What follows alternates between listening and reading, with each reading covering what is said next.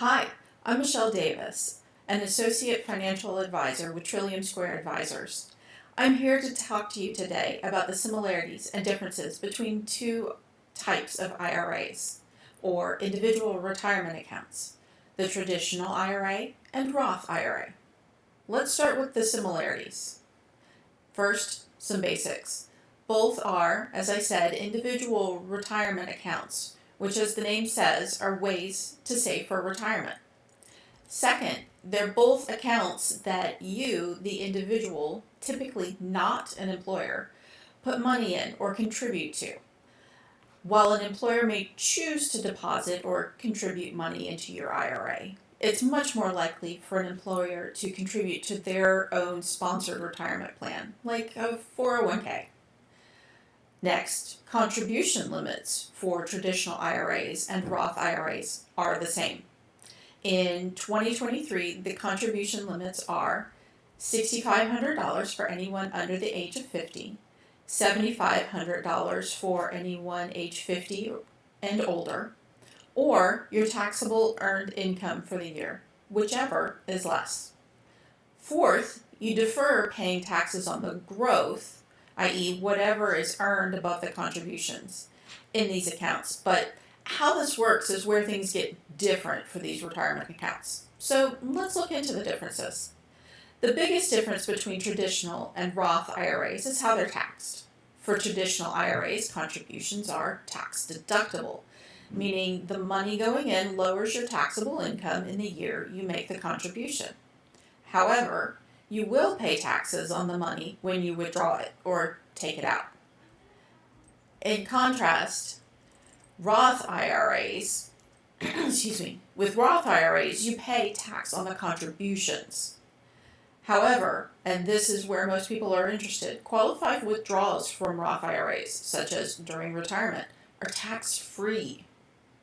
Next up, required minimum distributions, or RMDs. Traditional IRA account holders are required to start taking RMDs once they reach their early to mid-70s.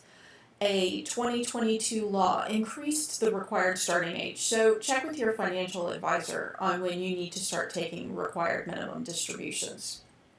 Roth IRAs, on the other hand, are not subject to RMDs. You can leave your money in the account to grow tax-free as long as you like.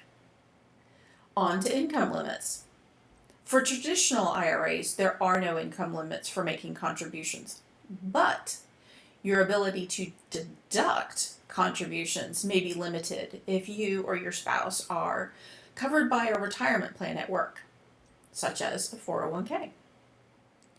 For Roth IRAs, there are income limits on the ability to make contributions. For 2023, the income limit for contributing to a Roth IRA is $153,000 for single filers and $228,000 for married couples filing jointly.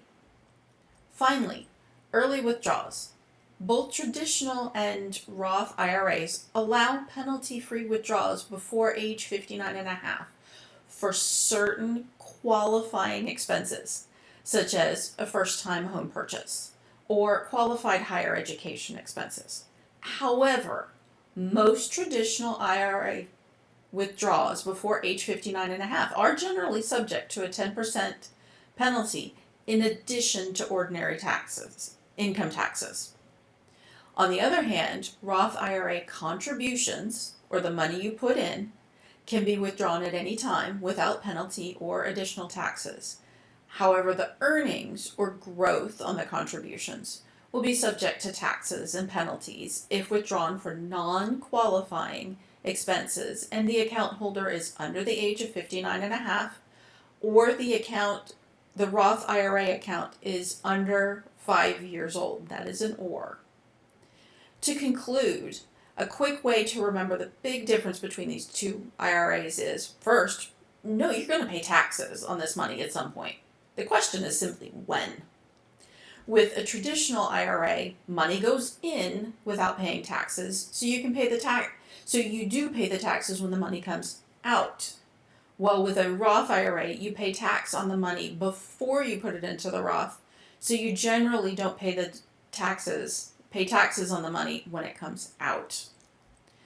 The choice between traditional and Roth IRAs depend on your individual financial circumstances, your financial situation, your tax bracket, your retirement goals.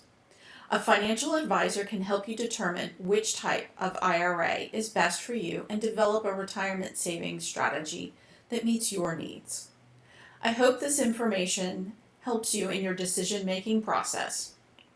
Our goal at Trillium Square Advisors is to serve our clients by making their money work harder for them so they can pursue their dreams.